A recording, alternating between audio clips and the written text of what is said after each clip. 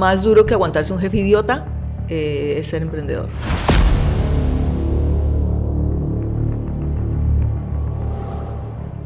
Vos tuviste un proyecto con autos eléctricos. Quiero empezar por eso, lo bueno, lo malo y lo feo de ese proyecto. Empecé a mirar el tema sin conocer absolutamente nada, sin conocer nada de carros ni nada. Eso fue parte de lo bueno, porque como yo venía de otros sectores y venía sin saber de este tema, no tenía barreras. Y las barreras, pues generalmente la gente se las pone cuando supuestamente sabe mucho de algo. Porque entonces eso no se puede, eso no se puede, eso no se puede. Y como yo no sabía que eso no se podía, entonces pude. Estaba sola, que eso es un pésimo error en el emprendimiento. Uno nunca debe estar solo, siempre tienes que tener un co-founder. Esto de estar solito, no. Empezaron a atacarme unos señores que les pareció mi idea fantástica, entonces ellos también querían copiársela y este era un grupo gigantesco. Estos desgraciados me querían básicamente robar.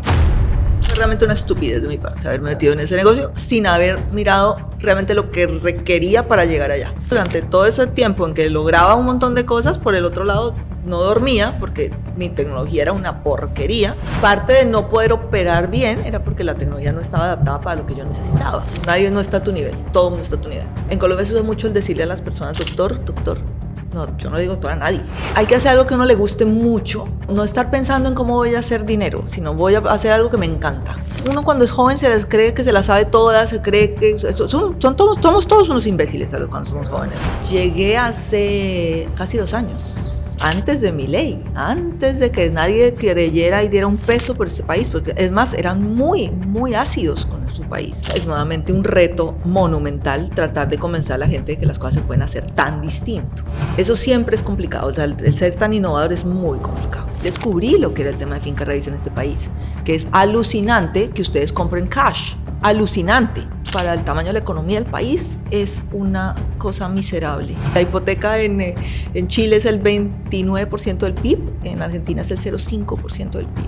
O sea, eso es absurdo para un país de estas características. O sea, realmente están ustedes haciendo pinitos de lo que significa financiamiento de vivienda. Este podcast está sponsoreado por Sofos, una marca de ropa premium con valores semejantes a los de Verdades Incómodas, ya que queremos que vos seas tu propio diferencial. No olvides de seguirlos en Instagram, @sofos_fearless y sigan incómodos.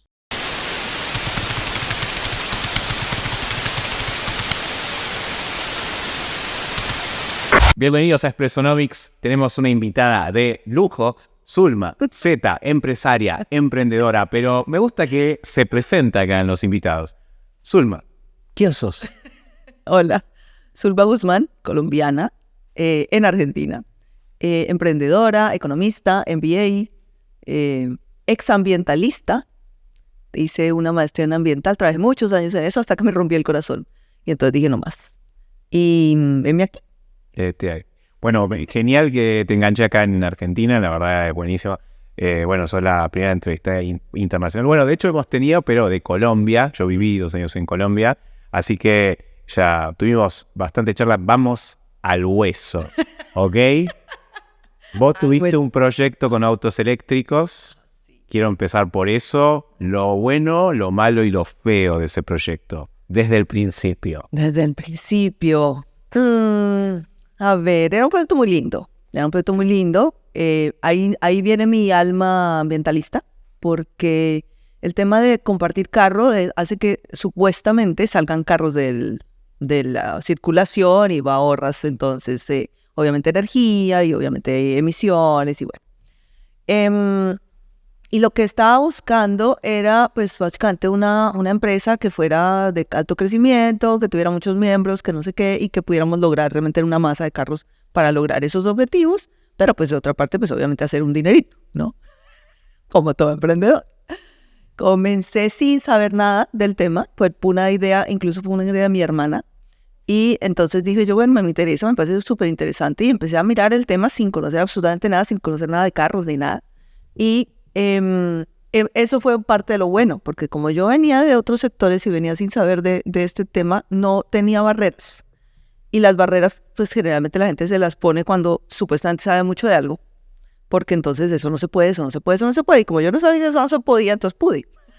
Básicamente, así funcionó. Fueron casi 4 años de esa empresa. Llegamos a tener como unos 5,000 usuarios. llegamos a tener unos casi 60 coches y tuvimos eléctricos. Tuvimos carros eléctricos, que eso fue una de las cosas más impresionantes porque nunca se ha podido hacer nada en el tema de fomentar el uso del carro eléctrico en Colombia, precisamente porque todo el mundo veía todas las barreras. Y yo, como no sabía, pues básicamente como que convoqué a todo el mundo, puse como toda la forma de que la gente pudiese hacer como si fueran casi test drives, porque tú podías estar usando el carro eléctrico en la ciudad, compartiéndolo con no sé qué, con los otros usuarios, y así tenías un test drive. Entonces eso le interesó mucho a las empresas, le interesó a las compañías de energía, le interesó a algunas marcas importantes que querían, pues obviamente, como mostrar ese lado green, y logramos una cosa importante. Eso obviamente después terminé en unos problemas gigantes. Ya llegaremos a eso, pero contame. O sea, ahí vamos en lo bueno. ¿Cuál era el modelo de rentabilidad? ¿En qué consistía la empresa? Básicamente es como las bicicletas que tienen ustedes aquí en Buenos Aires, en que tú tienes por diferentes zonas, tienes los coches parqueados y las personas con una aplicación acceden al carro, hacen una membresía y pagan por el uso, por kilómetros, por tiempo, dependiendo del modelo. Y lo usan y vuelven y lo dejan. Entonces es de suscripción y además es por uso. Entonces es un modelo que necesitas economías de escala, básicamente. Ese es el gran problema. Claro, o sea, necesitas mucha inversión, muchos autos, muchos usuarios, o sea, requiere un tiempo bastante largo, no sé cuántos años para que empiece a recuperar. Sí. Normalmente, esto de pronto es curioso, ¿dónde estaban estacionados los autos? ¿Tenía que alquilar cocheras o esas cosas? En Bogotá, claro, en el mundo civilizado, los carros están en las calles, como por ejemplo aquí podrían ponerse en las calles, porque ustedes todos parquean en las calles. Nosotros no podemos parquear en las calles por norma, pero también por seguridad. Entonces, siempre hay cocheras, y hay cocheras en todas partes de Bogotá. Nosotros comenzamos en Bogotá y después íbamos para Medellín, pero la cultura es de cochera. Y lo que hicimos fue convenios con un grupo que tiene pues múltiples sitios y con el grupo Éxito que tiene los supermercados o la cadena de supermercados más importante. Entonces ahí parqueábamos y ahí logramos hacer las estaciones de carga de los autos eléctricos. Justo te agarró el momento de la pandemia, según me habías contado. No, antes de ahí hubiese sido complicado. Ahí hubiera muerto. Pero, ¿qué te iba a decir? ¿Era solo Bogotá o Medellín también? No, solo Bogotá, y vamos para Medellín por un socio que teníamos en el momento. Esto también te lo pregunto, conociendo la cultura colombiana. ¿No se les ocurrió hacerlo directamente en Medellín por un tema quizás de mejor accesibilidad? Y sobre todo porque, bueno, Medellín tiene más cultura emprendedora que Bogotá. ¿Eso no te pasó por la cabeza? Digamos que soy muy local y siempre vivo en Bogotá y no se me ocurrió irme a vivir a Medellín y no sé, era otro momento de la vida y como que es aquí. Sí, si hoy tuvieras que volver a hacerlo, tuvieras la oportunidad con todo lo que aprendiste. Posiblemente lo hubiera empezado en Medellín, tienes toda la razón, buena visión, porque es más fácil, es una ciudad más amigable, mucho más emprendedora, yo creo que menos complicada en temas de seguridad y de ese tipo de cosas, y podría moverme y quedarme allí. Sí. Tasas menos de corrupción municipales, de hecho. De pronto. Estoy acá en Buenos Aires, así que si algún rolo que trabaja en la alcaldía quiere putearme, puede hacerlo, pero la verdad es esa. En fin, acá es verdad, es incómodo, hasta más es presonomic, podemos decirlo. Sí, hay bastante corrupción, eso es un tema. ¿Cómo consiste el financiamiento para la empresa? ¿Cómo hiciste el pitch? Contame el comienzo, digamos. Porque, sobre todo, independientemente que esto es un área muy específica, estamos hablando de un sistema de alquiler, con mucho capital inicial, pero está bueno como generalizarlo para que otras personas que quieran hacer un emprendimiento, una empresa, digan, a ver, ¿cómo arrancás, digamos? La verdad, con capital propio, empecé con todos mis ahorros, con todo lo que tenía, y empecé a hacer todos los recorridos que hacemos los emprendedores, de empezar a buscar quién te apoya y quién se mete contigo. Estaba sola, que eso es un pésimo error en el emprendimiento. Uno nunca debe estar solo, siempre tienes que tener un co-founder. Esto de estar solito, no. Y empecé a buscar venture capital en Colombia, lo que es prácticamente inexistente. Y estaba en mi proceso de hablar con uno, hablar con el otro, ir a un grupo, a otro grupo, buscando no solo el capital, sino sobre todo los autos. Y empezaron a pasarme cosas que empezaron a atacarme a unos señores que les pareció mi idea fantástica, entonces ellos también querían copiársela y este era un grupo gigantesco. ¿Quieres saber? No puedo decirlo, aunque les tengo una demanda, pero... Es averiguarlo igual. Pueden averiguarlo. Y ellos comenzaron a tratar de copiarme, entonces cuando a mí me atacan yo soy bastante reactiva, entonces busqué la manera de ser la primera en llegar al mercado, de hacerlo muy, muy rápido. Y consolidar las alianzas que yo ya había venido trabajando y que estos desgraciados me querían básicamente robar. Entonces salí a medios y en ese momento salí a medios importantes y me di a conocer y todo el mundo empezó a hablar del tema y todo el mundo empezó a hablar del tema y empecé a recibir un montón de llamadas y empecé a recibir básicamente autos que me ponían en el sistema. Entonces ahí logré crecer sin mi capital, sino que eran las grandes compañías que ponían los carros, porque para ellos era pues mostrar el brand, hacer los test drives y mostrar pues sus coches a una población que no llegaban. Muy barato además, ¿sí? Comparado con lo que se invierte en marketing para las empresas de vehículos. Y comencé a recibir unas llamadas de un programa de televisión que yo la verdad no conocía, no tenía ni idea que era eso y me llamaron, les dije no sé qué es eso, muchas gracias, y volvieron y me llamaron, que es que nos gusta tu proyecto, que no sé qué, y yo dije, pues no sé, la verdad, lo miré, vi, y la verdad no me acuerdo si vi el que había en Estados Unidos o el que había en México, y dije yo, pues de pronto será porque ahí hago más ruido, y terminé yendo a ese programa, y ahí conseguí mis dos primeros, era sobre todo una persona, la que puso como la primera... seed capital para seguir la empresa. ¿Cuánto era me recuerdas cuánto era el volumen máximo de usuarios y autos que manejaron? ¿Y cuánto tendría que haber sido el número para alcanzar? El break-even. Sí. Yo llegué casi a 60 carros con unos 5,000 usuarios, pero necesitaba 600. Ah, wow. Sí. Tanto. Así que... Hay muy poquitas empresas de esas las que realmente son rentables en el mundo porque requieren demasiados coches. Claro. Y el aprendizaje, digamos, si lo tuvieras que hacer de vuelta, ahora te pregunto, ¿lo harías? O No, jamás. ¿Jamás? No, error. O sea, claro. Jamás. O sea, la única oportunidad es que aparezca un grupo de inversores con mucho capital. Sería la única forma de hacerlo rentable. Eso fue realmente una estupidez de mi parte, haber metido en ese negocio sin haber mirado realmente lo que requería para llegar allá. O sea, era una idea linda, era fantástico, era nice, era moderno, era tecnología. Pero la hora del pastel eso no iba a lograrlo nunca. Y menos en un país como Colombia. O sea, realmente sí, torpe. Y en cuanto a los aciertos, en lo que fue la gestión al principio, hablaste del marketing, hablaste de conseguir inversores, hablaste de... Contá un poco de eso, de cosas que decís que le recomendarías a las personas en una situación similar que tengan un negocio, no necesariamente en este sector.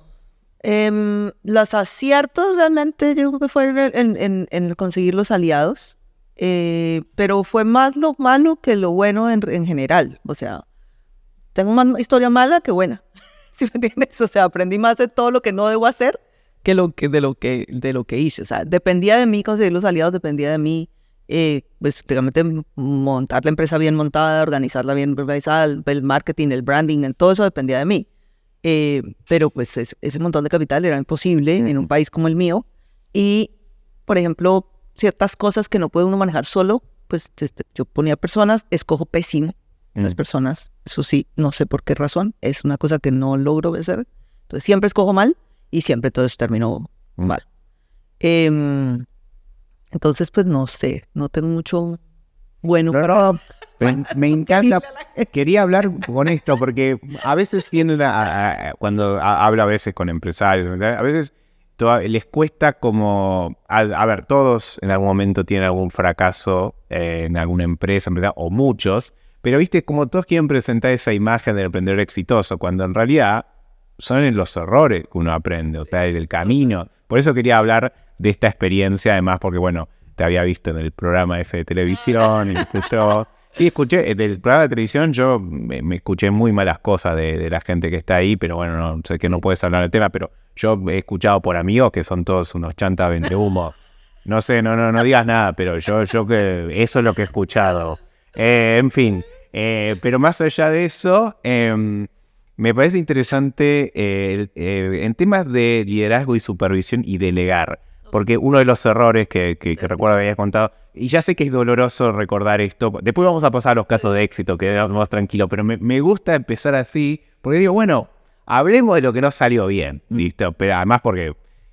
Y también hay que valorar que tuviste valentía en tomar ese riesgo. Sí, fue un riesgo que quizás la próxima vez por ahí convendría asesor, pero está bueno por lo menos tener esa iniciativa. Contame el tema del liderazgo, los aciertos y errores con respecto a, bueno, lo que pasó, si quieres contarlo. Ahí hay un tema que es muy importante y es el tema tecnológico, que es, o sea, si yo me hubiera puesto un puesto de, no sé, una pizzería, pues, pero es que era una app para, todo era tecnológico, todo el carro se hable con la app, todo es con unos sistemas que se instalan en los coches para que funcionen con el celular, o sea, todo tenía tecnología y yo pues soy economista. Entonces, al no tener un co-founder que fuera de tecnología, ahí ya empecé mal, porque yo iba a buscar la tecnología y pues básicamente me vendían cualquier cosa y a mí me parecía divino si tenía colores y ya. Yo que voy a saber lo que estaba detrás. Y siempre me fue mal. Y tuve que hacer la tecnología 3 veces y la compré, sí, la empecé 3 veces y la compré otras 4. Entonces, durante todo ese proceso, durante todo ese tiempo en que lograba un montón de cosas, por el otro lado no dormía porque mi tecnología era una porquería. Cada personaje que me encontraba para ayudarme a construirla o a mirarla o a arreglarla o a ajustarla era un chanta, como dicen ustedes aquí. Y pues fue un desastre absoluto. Parte de no poder operar bien era porque la tecnología no estaba adaptada para lo que yo necesitaba, porque cada cosa depende. Entonces, si tú puedes dejar el carro en cualquier lado, pues necesitas un tipo de forma de hacer la tecnología que si lo puedes dejar solo en unos lados. Y bueno. Y eso fue un desastre. Vamos a hablar de lo sentimental. ¿Te frustró cuando, bueno, finalmente tuviste que cerrar la empresa por, bueno, me habías contado el personal... empezó a actuar en forma poco ética. No, eso también fue fatal. Entonces, después de tener todos esos problemas en tecnología, pues obviamente yo necesitaba gente que me ayudara porque es que controlar 60 coches en toda la ciudad, eso tiene un montón de problemas de que pudo entrar, no pudo entrar, lo pudo dejar, lo rayó, lo ensució, no está descargado. O sea, tú necesitas un montón de gente que te ayude para eso. Y obviamente yo tenía un gerente de operaciones que pues he contratado, una persona pues de un nivel más alto para que me ayudara en esa parte. Yo me encargaba prácticamente de todo lo demás o de coordinar todo lo demás. Y estas personas, lastimosamente, encontraron un gap en la tecnología de manera que ellos se puedan sacar el carro sin hacer reserva. Entonces, cuando uno de mis grandes aliados llegó a hacer, como digamos, a controlar cómo estaban utilizando los carros y qué tanto estábamos avanzando, empezó a notar que había carros que no tenían reservas y sí tenían kilometrajes de uso. Y yo no entendía, ¿cómo así? Pero... está mal, o sea, algo está mal, o sea, debe ser que ustedes me entregaron, cuando miramos el kilometraje cuando me lo entregaron estaba mal y debía estar mayor, porque pues si no ha tenido reservas no puede haber salido, y era esa gente que se estaba sacando los carros, se los sacó para pasear, una persona se fue por todo Colombia de vacaciones, el otro, yo que no sé si los sacaba y los ponía en Uber, porque tenían recorridos durante todas las noches, o sea, fue tenaz, y claro, obviamente esta empresa se retiró. Y ahí empezó y dije yo aquí ya no más, yo ya no puedo más, o sea, yo sola claramente no lo logré. Y pues nada, esa gente obviamente les puse unas demandas, pero pues mi país es bastante parecido a en eso, entonces las demandas se quedan en papel y no pasó nada. Pero ya, me cansé y me fui y dije no más, esto se acabó. Para una persona que tuvo así una experiencia como esta, porque vos después seguiste haciendo cosas, ¿cómo trabajás la resiliencia emocional para volver a arrancar un nuevo proyecto? O porque, a ver, vamos a claro, esto es como una relación. Te fue mal y después tenés que salir en un matrimonio, en un noviazgo. Después, ¿cómo hago para volver, ¿no?, a empezar? Y hay gente que puede y otra gente que no. ¿Cómo se gestiona lo emocional en estos casos? Yo creo que hay personalidades, porque por ello yo tengo una personalidad muy fuerte y soy muy guerrera, y siempre he sido guerrera. Entonces, es muy difícil que a mí me derroten. Es muy difícil que a mí me derroten. Entonces, vuelvo y empiezo. La verdad, obviamente es un duelo, me imagino, no me acuerdo haber estado triste, pero me imagino que estuve triste, uno se asusta, obviamente siente miedo, dice, ¿ahora qué voy a hacer? Ahora perdí esto, perdí lo otro. Yo me acuerdo que obviamente invertí hasta lo que no tenía, pero después de como un proceso de duelo, introspección, me imagino, yo siempre salgo otra vez al otro lado y digo, bueno, ¿y ahora qué voy a hacer? ¿Y ahora qué más me gusta? ¿Y ahora qué más me invento? Pero es porque me gusta inventarme cosas, me aburro, yo nunca he podido trabajar como en un solo sitio, como en una sola cosa, como haz esto para acá y esto para acá y ya. No puedo, yo necesito inventar, necesito crear, necesito hablar con gente, me fascina convocar, me fascina tirar ideas, que la gente me responda y cosas nuevas, o sea, entonces vuelvo y empiezo. Y las cosas generalmente llegan, o sea, como que, ¿no? Después llegó otra idea que me pareció fantástica y me metí en un tema de de no estar llenando formularios. Ay, que me parece lo peor. En Colombia llenamos formularios todo el día, en todas partes los mismos datos. Entonces eso me pareció buenísimo, entonces me metí y eso no funcionó, pero bueno. Y después apareció por pura casualidad lo que estoy haciendo ahorita, pero sí como que te va llegando. Y si tienes coraje, pues te mandas. Si no, pues te empleas y ya. Yo nunca realmente he podido estar mucho tiempo empleada. Pero desde que terminaste la universidad, durante y después hubo un periodo en el que trabajaste en relación de dependencia, donde ganaste bueno, justamente aprendiste. Contá un poco de eso, contá de tus comienzos. Pues, es que yo cuando salgo de economía, entro a la maestría de economía ambiental, porque pues básicamente era como, vamos a salvar el planeta, ¿no? Nuevamente ahí el tema de guerrera, ¿no? Quiero ser la guerrera que va a salvar el planeta. En un tema de economía ambiental, que es un tema muy lindo, que mi ley, por ejemplo, diría que eso es una porquería, pero es básicamente, hay externalidades que crean las empresas o crean los humanos en el entorno, y uno puede internalizar eso por medio de impuestos, que me mataría si me oye, tasas, cosas así, o puede crear mercados. Sí, el mercado de carbón, de cosas de ese estilo. Entonces era un tema muy chévere y yo me metí. Y trabajé ahí unos buenos años con el gobierno distrital, con el gobierno nacional. Y eso fue pues muy, muy interesante. Aprendí montones, viajé por el planeta entero, porque eso sí hacemos los burócratas. Viajamos por el planeta entero, entonces conocí todo. Y hice muchos documentos, pero no pasó nada. O sea, a la hora del pastel no pasó nada, ¿cierto? Si nada cambia. Entonces ahí me aburrí. Y por eso empecé a pensar en ir al sector privado nuevamente. Y ahí aparece una empresa de seguridad electrónica. Y me dicen, oiga, necesitan ayuda en esa empresa de seguridad electrónica, porque están todos agarrados y está todo mal. Y yo dije, bueno, yo me meto. Y me metí a manejar la empresa y a hacer todo lo que tenía que hacer. Y fue muy interesante. Y ahí fue como cuando comencé a decir, necesito un MBA, porque yo iba a esa empresa y no tenía ni idea de lo que estaba haciendo. Por lo menos sabía, era sentido común, que es lo más importante que uno tiene que tener. Pero el know-how de base sí era importante tenerlo por lo menos mejor. Igual me fue bien y la empresa se salvó y se vendió y eso estuvo bien.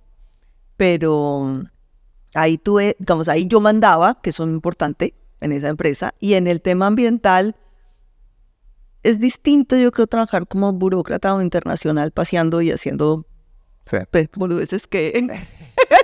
Es interesante, ¿ves? Estás en una cosa distinta, en un proyecto distinto, temas distintos, entonces...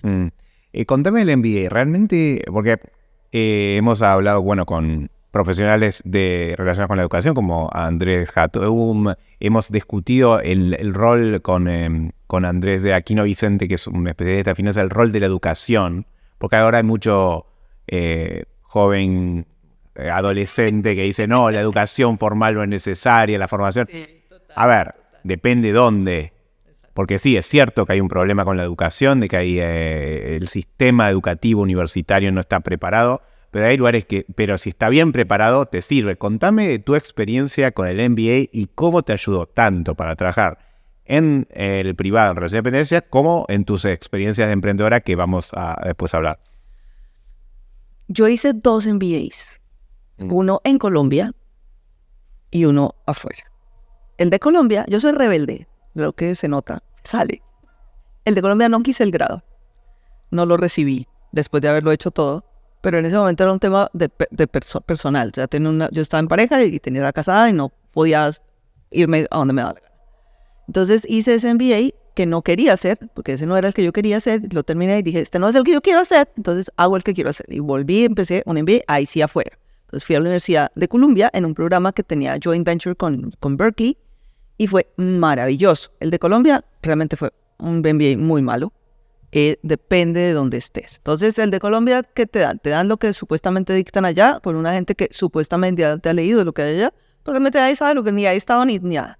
Y aplican cosas que, o sea, no hay en dónde aplicarlas en un país como Colombia. O sea, Colombia tiene muy pocas empresas realmente importantes. Y en cambio, tú vas a un MBA afuera y es una experiencia espectacular por la gente, por donde estás y por la gente y por lo que puedes tener alrededor de las clases.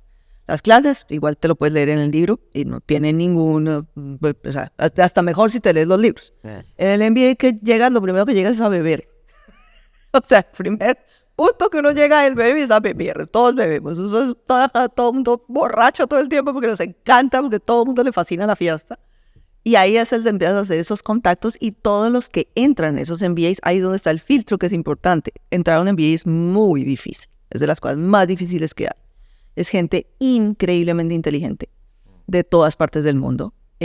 Por tener a Berkeley eran mucha gente de India y esos son unos ingenieros, todos estaban trabajando en las grandes empresas de Silicon Valley y otros eran del sistema financiero. Y nos uníamos con los de Columbia, que venían todos de Europa, que venían casi todos de finance. Eso era increíble. O sea, la gente que yo conocí y que pues, sigo teniendo relaciones, eso es maravillosa.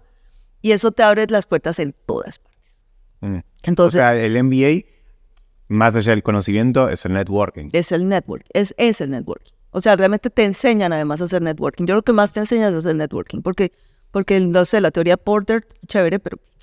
¿sí? Lo chévere es llegarle a Porter y ole, ¿qué hubo Porter? ¿Sí? ¿No? Eso es lo importante. Y que Porter te salude. Ah, tú eres no sé quién, porque estuviste en tal universidad o en tal otra universidad, porque conoces a fulano Perencejo. Y eso es lo importante. Yo desde que terminé ese MBA, hablo con el que me da la gana. O sea, yo a todas partes llego. Tin, y llego. Y por otro lado, le pierden el miedo a todo el mundo. Nadie no está a tu nivel, todo el mundo está a tu nivel, ¿sí? Entonces, en Colombia se usa mucho el decirle a las personas doctor. No, yo no le digo doctor a nadie. O sea, si me entiendes, hay cosas como que uno ve. El otro tema es, obviamente, adquieres algún tipo de conocimiento que sí te sirve y hay unos profesores que son increíbles, porque hay una gente ahí que pues ha trabajado en las mejores empresas o en las mejores, o ha sido asesores de las mejores empresas. Y esa gente te reta de una forma que a ti también se te quita el miedo de ciertos temas como finanzas, no sé, que como digo, uy, no, que échalo, coges y lo aprendes y también le pierdes el miedo y ves el big picture. Yo creo que lo más importante es eso, ves el big picture. No hacer tanto el modelo, pero entender. ¿Recordás algún profesor que recuerdes por justamente eso, por decir... Donna, ay, no me acuerdo el apellido, pero esa mujer, ella entraba al salón y yo empezaba a temblar. O sea, porque era cold calling, o sea, tú estabas ahí, ¿qué dijo no sé quién? Y, ¿cómo es la fórmula no sé qué? Y te juro, yo hiperventilaba. O sea, me moría de terror. ¿Cuál es la diferencia en lo académico y en la formación entre un buen MBA y un mal MBA? O sea, vos hiciste uno malo y uno bueno, digamos. ¿Qué caracteriza a un buen MBA, además del networking? Yo creo que los profesores que tienes ahí, o sea, el conocimiento que tienes ahí, es eso. O sea, el conocimiento que sumas ahí es alucinante. O sea, el profesor tiene que... El profesor es muy... En el mal MBA, digamos, el primero que habías hecho, ¿qué pasaba con los profesores? Pues eran gente que había estudiado afuera, pero pues ya están en la universidad y dictan ahí, pero pues no van mucho más allá. No tienen calle. No tienen, sí, calle o estatus de cierto nivel. O sea, por ejemplo, en Berkeley yo tuve a la que fue después la asesora de Obama. Ella me dictó a mí, creo que economía internacional, una cosa así. O sea, Porter es profesor en Harvard. O sea, tú tienes ese tipo de gente que realmente está arriba haciendo las cosas de profesor, que te dan un conocimiento alucinante. ¿Sí? Eso es lo que es importante. Antes del proyecto de los carros, autos, acá decimos autos, Sí. los autos, son carros eléctricos, ¿hubo algún, digamos, o algún proyecto de emprendimiento que iniciaste antes, así pequeño? Yo hice muchos. El primero que perdí parte de mis primeros ahorros fue un centro de yoga. Ah, bien. Cuando estaba, creo que recién graduada de la universidad. Sí, se me ocurrió la brillante idea. Yo hacía yoga y entonces se me ocurrió la brillante idea que todo el mundo debería hacer yoga. Entonces monté un centro de yoga con unos amigos de la universidad y perdí los ahorros y casi pierdo los amigos. Ajá.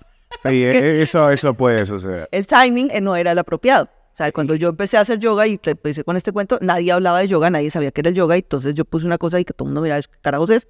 Y nadie fue. Timing. Contame una experiencia de éxito así para compensar un poco. Astrid Gastón fue muy chévere, por ejemplo. O sea, ¿han oído a Astrid Gastón? ¿Has oído a Astrid Gastón? Es un chef peruano exitosísimo que conocimos en Lima. Esto fue con mi ex. Y le dijimos, oiga, ¿por qué no los llevamos a Bogotá? Y usted, porque eso es una maravilla de restaurante y allá no hay casi cosas interesantes en restaurante. Entonces, él accedió y montamos Astrid Gastón en Bogotá y eso fue increíble. ¿Cómo era el modelo de negocio, digamos? No, es un restaurante, solo que es un gran chef. Y es un restaurante peruano. En Colombia no había nada de eso. Nada. Primer restaurante peruano en Colombia. Primer restaurante con pescado fresco en Colombia. Primer restaurante con gran cava de vinos en Colombia. Era impresionante. O sea, realmente fue muy, muy chévere y exitoso y una experiencia linda. Eso también. O sea, sí, yo siempre he estado como creando cosas. Bueno, ¿qué más? ¿Qué más? En un momento me dio por hacer renovación urbana, que es una cosa súper linda para desarrollar ciudad, porque pues en Colombia, yo creo que aquí también, pero pues ustedes tienen, por ejemplo, lo que ustedes hicieron el 9 de julio es increíble. Allá todo se desarrolla predio a predio, entonces es un caos y todo termina mal porque no tienes espacio público, no tienes buenos servicios y cosas de ese estilo. Entonces lo que se debe hacer es agrupar manzanas y establecer lo que se llama el master plan para poder hacer una ciudad más amigable y compensa con altura. Todo lo que tú das abajo lo compensas con altura, entonces pues ahí da el cierre financiero. Eso también estuve haciendo eso un par de años súper lindo con un par de proyectos muy chéveres. Lastimosamente el público no colaboró. Hasta ahorita va a salir el primero de esos proyectos. Eso también fue pionera en eso y me encantaba. ¿Qué más he hecho? Que me acuerdo ahorita nomás. Bueno, si querés, quería, de todo el aprendizaje de las buenas experiencias, las malas experiencias, si tuvieras que resumir en 3 consejos para gente que quiera arrancar un emprendimiento, ¿cuál sería? ¿O cuáles serían esos consejos? No sé. ¿Qué deberían hacer? Deberían estar muy seguros de ser emprendedores, que es lo más duro que hay. O sea, lo más duro que hay es ser emprendedor. Yo creo que más duro que aguantarse un jefe idiota es ser emprendedor. Entonces, a veces es preferible agachar la cabeza. Si definitivamente no se sufren a nadie, porque uno es emprendedor cuando realmente no se aguanta a nadie, entonces hay que hacer algo que a uno le guste mucho. O sea, no estar pensando en cómo voy a hacer dinero, sino voy a hacer algo que me encanta. Porque si no te da el ánimo y no te da el esfuerzo que le tienes que meter para sacar esto adelante, realmente termina uno haciéndolo por dinero, uno parece un hijo. Uno lo hace porque ya le tienes amor, no lo quiere ver morir, porque tiene el orgullo de que lo quiere sacar al mundo. Es eso. Y 2, tener un buen amigo para hacerlo, porque esto solo tampoco. O sea, lo que les dije al puro principio, solo ni de vainas, no lo van a hacer. Eso lo dijiste cuando estábamos hablando de la empresa de autos, carros. La importancia de un socio. Y yo a veces siempre digo que los socios son como las parejas. Es difícil encontrar una con la que realmente te complementes. Es probar, pero nunca solo. Eso es algo que... Sí, nunca solo. Y no sé, o sea, es igual que una pareja, pero si se ponen las reglas claras desde el principio, que eso es algo que, por ejemplo, yo ya hice en esta última, por ejemplo, es qué quiere cada cual, qué quiere sacar cada cual, qué en qué es bueno o en qué se siente bueno cada cual y quién es el que quiere ser más protagonista, porque ahí es donde generalmente empiezan a chocar los egos. El tema todo es de egos. Entonces ahí es donde si hay uno que definitivamente no se soporta que no sea el protagonista, pues tiene que decirlo de entrada, y el otro tiene que saber si se lo va a aguantar o no se lo va a aguantar. Lo importante es saber conciliar, y creo que conciliar tiene que ver con saber cuándo ceder. Una de las cosas que he aprendido a mis 40 años, que no parezca, gracias a que como jengibre, que me hago el chiste, es justamente que en equipo de trabajo, bueno, a ver, en un matrimonio, en un noviazgo lo mismo, alguien tiene que ceder. En algún momento es un poco eso, ¿no? Es saber decir.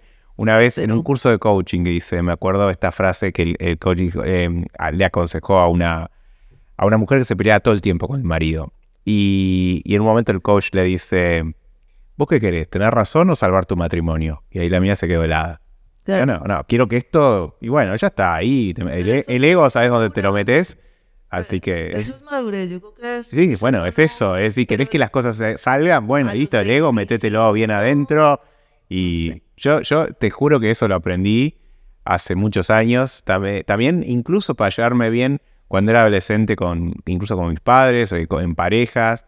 Decir, bueno, ¿qué quiero? Quiero que esto progrese, y creo que con la empresa pasan cosas parecidas. Sí, mucho así. Ahora, parece que cuando las personas empiezan a ser emprendedores muy jóvenes, sí, muy difícil tener esa y bueno, pero el joven. ¿Qué le dirías a jóvenes emprendedores que recién empiezan, además de que sean humildes y digamos, y que se bajen del pony? Es muy difícil porque es que uno cuando es joven se les cree que se las sabe todas, se cree que son todos unos imbéciles a los conceptos. Es verdad. Entonces, de pedirle... Es más, yo te aseguro... Eso es muy difícil. Yo pienso que cuando el poder llegar a acuerdos, que es esto de llegar a acuerdos, es el que tenga mejores argumentos, y traten de bajar la cabeza al que tenga mejores argumentos. ¿Sí? Porque el otro siempre va a quedar ardido, porque es que cuando eres joven eso no es muy difícil. Y bueno, la hormona, la emoción, sí. No, bueno, y en ese caso a nivel individual, bueno, creo que la yoga, la meditación, todo eso. Con el tema del coaching, viste que a veces ahora tienes cierto prejuicio, ¿no? Porque hay mucho chanta dando vuelta, pero bueno, es una disciplina que sirve. ¿Qué le aconsejarías en ese sentido, en cuanto a la práctica del coaching y todo eso a emprendedores? ¿Es útil? ¿Sirve? No? Yo nunca he hecho ¿Nunca hiciste? Nunca. Yo jamás he hecho coaching. Yo hago terapia. Bueno. No quiero hablar más de los coaches. Yo una vez para una empresa que tuve con unos amigos hicimos terapia de grupo. Reíte, pero... Eso sí, terapia de grupo sí. Terapia de grupo no la he hecho, pero terapia de grupo sí. Sí la haría. Terapia siempre. Sí. Te juro que... Pero igual contratamos un psicólogo de empresa muy bueno. Sí, eso sí sirve. Sí, sin duda. Sí, sirve un montón, Porque está bueno que haya... Es como un mediador. Un mediador, pero con un conocimiento. Cosas fuertes. Sí. Además, como era un tipo que ya venía con experiencia en la empresa, entonces conocía la dinámica. Sí. ¿Qué te iba a decir? Contame, ¿qué estás haciendo ahora? ¿Qué haces en Argentina? La pregunta del millón. Me encanta. Digo, es la pregunta de todos los argentinos. ¿Por qué acá? Me contabas, te metiste en el sector inmobiliario. ¿Qué te gustó de eso? Yo he hablado con mucha gente del sector. Llegué hace casi 2 años. Antes de mi ley, antes de que nadie creyera y diera un peso por ese país, porque es más, eran muy, muy ácidos con su país. Yo los regañaba y les decía, no, pero eso no es así, yo lo veo divino, no, todo el mundo me decía, espantoso, todos nos queremos ir, nos vamos a ir todos, y yo decía, bueno, que me lo dejen a mí, yo me quedo aquí sola, increíble. Y ahorita, pues lo que se está viendo es espectacular. Ahora, ¿qué fue lo que pasó? Estoy metida en un tema de financiamiento de vivienda, pero un tema de financiamiento de vivienda distinto, muy distinto. Que como es tan distinto, es nuevamente un reto monumental tratar de convencer a la gente de que las cosas se pueden hacer tan distinto, ¿sí? Eso siempre es complicado, o sea, el ser tan innovador es muy complicado. Y como Colombia cayó en desgracia, entonces nosotros veníamos armando nuestra cosa y ahí íbamos con todo lo mismo de siempre, organizamos, hacemos los pitches, empezamos a buscar quién nos apoya, vamos a buscar capital, bla, bla, bla, y armamos la tecnología y no sé qué. Somos 2, ahora somos 3. Y de pronto, porque soy de malas, o a veces yo digo eso, aunque me dicen nunca digas eso, no digas eso, cae Petro, o sea, la roya del café es la roya, ¿sí? Claro, para los que no saben, Petro es el presidente de Colombia. Petro es el presidente de Colombia y la roya es una enfermedad que le cae al café. Ese porquería de personaje obviamente está destrozando el país, pero cuando llega un personaje de estos, pues ¿qué pasa? Que el capital desaparece. Todo el mundo vuelan todos los capitales, todo el mundo desaparece, nadie quiere volver a invertir y real estate es de las cosas que, pues, más ladrillos en ese país, pues, o sea, ¿cómo voy a ponerme yo a invertir en esta cosa si se va hundiendo? Entonces decidimos, bueno, vamos a empezar a buscar otros horizontes, vamos a empezar a mirar dónde más podemos aplicar el modelo, que es aplicable en todas partes, pero dónde sería mejor. Y empezamos a mirar la región, empezamos a mirar Panamá y Chile, y Chile, Panamá, bueno, obviamente miramos Miami, Estados Unidos, miramos... Hay un boom inmobiliario en Miami, de hecho, ¿no? Sí, porque como todo el mundo se vino de New York para Miami después con la pandemia, porque pues en Nueva York no lo pudieron hacer peor, entonces, y además los republicanos están en Miami, que están apoyando la inversión. Y Santo Domingo, bueno, miramos varios sitios, Ecuador, pero Ecuador ya había pasado la porquería de los de izquierda, entonces ya la habían dejado destrozada, entonces por ejemplo no hay mercado de capitales. Entonces empezamos a mirar y realmente no era fácil o no tenía como mucho plus el hacerlo ahí, y a mí de pronto me empezaron a hablar mal de Argentina. En Colombia, estando en Colombia, empecé a hablar con personas y empezaron a aparecer, como bueno les digo, las cosas empiezan a aparecer, y me hablaban pésimo de Argentina. ¿Quién te habló mal? Muchas personas. Todos que hablaban me hablaban pésimo. No, ese país es un desastre. Y entonces yo empecé a mirar, me empezó a llamar la atención, empecé a mirar cifras, empecé a mirar PIB per cápita, empecé a mirar consumo, empecé a mirar crecimiento, empecé a mirar las tendencias, bla, bla, bla. Y yo decía, pero no está tan mal. Y después conocí a alguien que me dijo, en Argentina hicieron 13 conciertos de Coldplay. Y yo, 13. Y yo, pero ¿cómo pueden haber hecho 13 si se están supuestamente hundiendo, muriendo y todos se están yendo? No puede ser. No, sí, 13. Y yo, y México, en 150 millones, 3. Y yo, no puede ser. 13. 50 millones de habitantes o menos. Dije, yo me voy para allá. Y así fue. Y llegué acá en febrero a mirar cómo era esto, cómo era el tema de finca raíz, y ahí descubrí lo que era el tema de finca raíz en este país, que es alucinante que ustedes compren cash. Alucinante. Y cuando digo cash, no es solamente que no tienen crédito, es que van con las bolsas de billetes. Sí, se compra acá con... Alucinante. Para mí eso es alucinante. Eso parece una película. Y entonces empecé a investigar y empecé a darme cuenta que realmente era un potencial impresionante.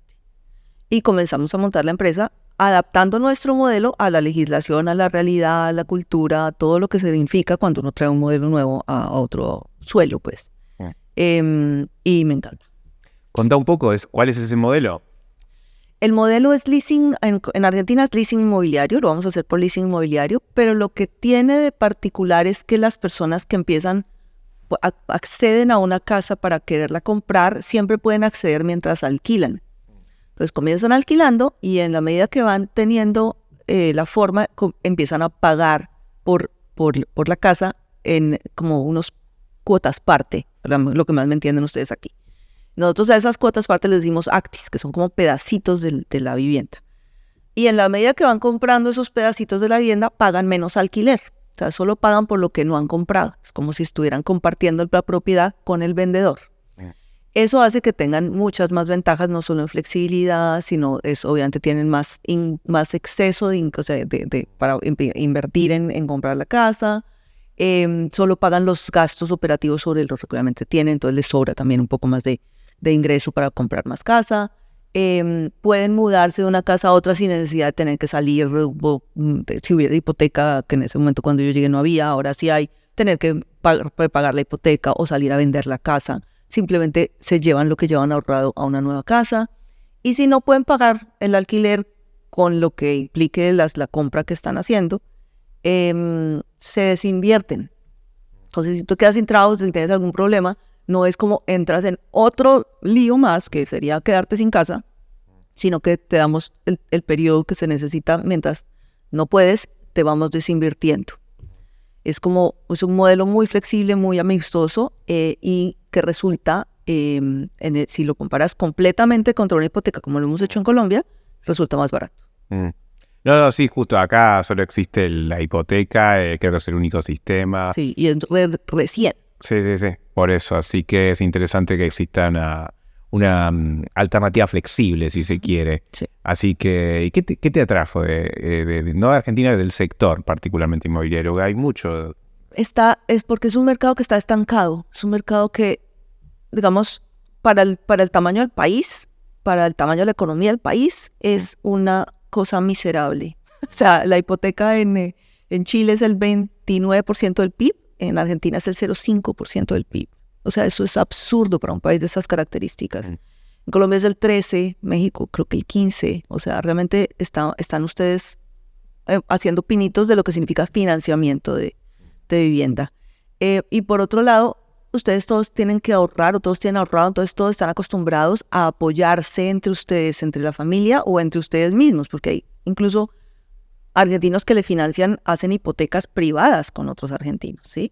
Entonces hay toda una cultura de apoyar y para poder comprar la casa, que si tú entras con un modelo que como que les flexibiliza y les ayuda en esas transacciones, pues yo creo que puede salir adelante mucho más fácilmente que en mercados como el mío, en que yo sí estoy compitiendo contra una hipoteca muy sólida, que soy mejor, pero es... no sos conocida. No, claro, tienes que conocer y es mucho más difícil. La gente puede elegir algo que quizás no es tan bueno simplemente porque al ser conocido cree que no conocido es mejor. Claro, exactamente, ¿no? exactamente. Eso, bueno, es algo humano, si se quiere. Aquí, en cambio, tienes un mercado enorme donde podrías entrar más fácilmente. ¿Y qué va a pasar? ¿Cómo te ves de acá, no sé, a 5 años? Sé que es una pregunta muy de recursos humanos, viste, la típica, pero ¿cuáles son tus proyectos? En la vida en general? Pues estoy haciendo cosas extrañas, como siempre. Entonces, nada, se llama HowShares mi empresa. Entonces estoy montando pues HowShares, vamos a ver cómo me va con esto. Voy a armar todo para salir al mercado el año entrante. Pero hace tiempos me dio o sea, llevo muchos, como un par de años, 3 años inquieta con el tema de lo que está pasando en el mundo, en muchos aspectos, ¿no? Entonces oigo, hablo, miro, discuto, me encanta salir con gente a la que pueda hablar de los temas, y veo muchas personas que están, digamos, investigando, hablando y quejándose o dando a conocer el otro lado de muchas de la narrativa que ha empezado a aparecer en el mundo y que todo el mundo tomó como que por ahí era y realmente lo que ha hecho es mucho daño. Entonces, pensando en eso y pensando en que me encanta como debatir, creo que voy a entrar a hacer una maestría en periodismo. En la DITELA. Aquí en Argentina, sí, en Argentina, en la DITELA. Bueno, le podemos presentar a Andrés. Andrés lo tenés que conocer, da clase ahí. Sí. Así que buenísimo, sí, genial. Sí, tengo ganas y la DITELA tiene una historia que está muy buena. Okay. Un amigo la hizo, que era gerente del BID y aprovechó que estaba acá para... Eso, me encanta. Así que... Voy a aprovechar y quiero hacer eso porque me parecería divertido empezar a trabajar en, no sé si trabajar o por lo menos tener algo al lado de eso.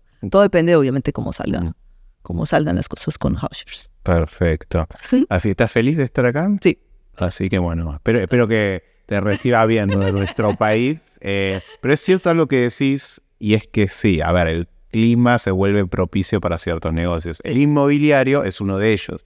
De hecho, en noviembre, esto salió en todos lados igual, los sectores que más crecieron obviamente tienen que ver con la parte de intermediación financiera, bueno, estaba la parte inmobiliaria, pero el agro, minería, todo eso, esos son sectores que van a No, es que necesitan estabilidad macro. porque dependen de la estabilidad macroeconómica. Es increíble. O sea, el otro tema, el crédito en general. Claro. El crédito en general, este país tiene el 8% del PIB reciente, porque creo que era 6%.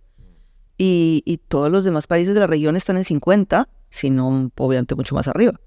Entonces, lo que hay para crecer ahí es infinito. Ahora, todo suponiendo que todo se va a very big if, como dicen los yankees. Sí. Ustedes son hiper incrédulos, es una cosa impresionante. Yo nunca he conocido gente más incrédula que ustedes, pero pues yo creo que les han dado tan duro toda la historia que han aprendido. Montaña rusa, ¿viste? Sí, de que no les vean la cara de boludos, como dicen aquí. Sí, impresionante. Así que bueno. Zulma, muchas gracias por venir a compartir tu experiencia. Así que bueno, espero que vuelvas y que estés acá en Argentina, obviamente. Así que bueno, esto fue Buenas a todos, soy Tomás Durán, el conductor del programa del podcast Verdades Incómodas pero Necesarias. Como somos un podcast independiente en el cual hacemos todo a pulmón, apreciaríamos muchísimo, agradeceríamos cualquier tipo de aporte o donación que puedas hacer al podcast. Por eso acá abajo te dejamos el link, la página de Cafecito App, en la cual podrás hacer tu aporte si así quieres hacerlo. También no olvides de darte like al episodio y de suscribirte al canal, que también nos ayuda muchísimo a crecer y seguir expandiéndonos como podcast. Nos vemos la próxima.